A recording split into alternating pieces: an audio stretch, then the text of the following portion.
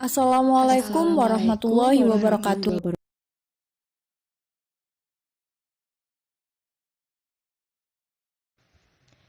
Agama dan kebahagiaan adalah suatu keadaan pikiran atau perasaan saat bisa mencapai keinginan atau cita-cita yang dituju dan diimpikan yang ditandai dengan kepuasan, kenikmatan, atau kegembiraan yang intens. Kebahagiaan dalam agama terdapat 4 macam, yaitu 1. Perasaan senang dan tentram karena hati sehat dan berfungsi dengan baik. Kedua, hati yang sehat dan berfungsi dengan baik ialah yang berhubungan dengan Tuhan pemilik kebahagiaan, yaitu Allah Subhanahu wa Ta'ala. Yang ketiga, terhindar dari maksiat hati seperti sombong, iri, dengki, dan sebagainya. Dan yang keempat, kebahagiaan dapat diraih kalau dekat dengan Allah Subhanahu wa Ta'ala. Bahagia hakiki. Pembagian kebahagiaan menurut Al-Ghazali. Yang pertama, kebahagiaan ukhrawi akan diperoleh dengan modal iman dan agama. Yang kedua, kebahagiaan duniawi bisa didapat oleh orang yang beriman dan tidak beriman. Kebahagiaan duniawi ialah kebahagiaan yang fana dan tidak abadi. Di antara kebahagiaan duniawi adalah memiliki keluarga, anak-anak yang saleh, dan istri yang sholihah pula. Nilai setiap orang adalah tergantung kepada banyak atau sedikitnya kebahagiaan kepada orang lain. Agama adalah landasan atau fundamen, sedangkan jabatan atau kedudukan adalah penjaganya. Sehat di sini ada 4. Yang pertama, hati menerima makanan, yaitu keimanan. Yang kedua, selalu berorientasi ke masa depan dan akhirat. Ketiga, tidak pernah lupa dari mengingat Allah Subhanahu wa Ta'ala. Yang keempat, selalu berorientasi kepada kualitas amal. Faktor penyebab hati manusia sakit.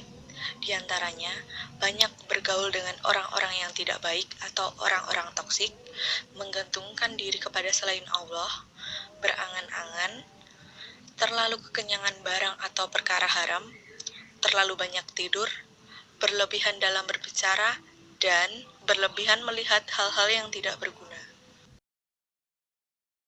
Secara teologis, beragama itu adalah fitrah. Jika manusia hidup sesuai dengan fitrahnya, maka ia akan bahagia. Secara historis, pada sepanjang sejarah hidup manusia, beragama itu merupakan kebutuhan dasar manusia yang paling hakiki. Selalu berorientasi ke masa depan dan akhirat. Argumen psikologis. Sebagai makhluk rohani, manusia membutuhkan ketenangan jiwa, ketentraman hati, dan kebahagiaan rohani. Kebahagiaan rohani hanya akan didapat jika manusia dekat dengan pemilik kebahagiaan yang hakiki. Argumen sosiologis kebutuhan manusia terhadap agama. Secara horizontal, manusia butuh berinteraksi dengan sesamanya dan lingkungannya, baik flora maupun fauna. Secara vertikal, manusia lebih butuh berinteraksi dengan zat yang menjadi sebab ada dirinya. 1. Adanya dorongan seksual. 2. Manusia makhluk yang serba terbatas dan lemah. 3. Adanya kesamaan keturunan, teritorial, senasib, keyakinan, dan sebagainya. 4. Manusia tunduk dan patuh pada aturan dan norma sosial. 5. Berinteraksi, berkomunikasi, dan beradaptasi dengan lingkungan. 6. Potensi manusia akan berkembang. Tauhidullah membebaskan manusia dari tahayul, khurafat, mitos, dan bid'ah.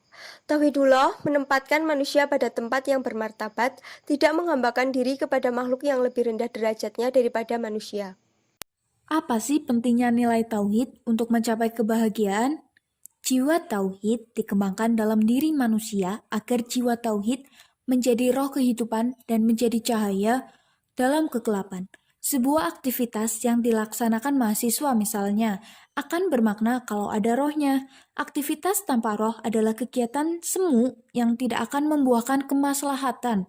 Jiwa tauhid merupakan roh segala aktivitas umat manusia. Adapun nilai-nilai universal yang perlu ditanamkan dan dikembangkan agar menjadi roh kehidupan, yaitu at-tasamuh atau toleransi, as-siddiq atau kejujuran, al-amanah atau terpercaya, al-adalah keadilan, al-huriyah atau kemerdekaan, al-musawah atau persamaan, dan yang terakhir at-taharum atau kasih sayang.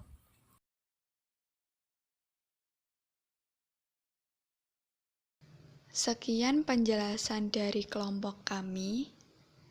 Bila ada kesalahan dalam pengucapan maupun pengetikan, Mohon maaf, sampai jumpa di lain waktu. Wassalamualaikum warahmatullahi wabarakatuh.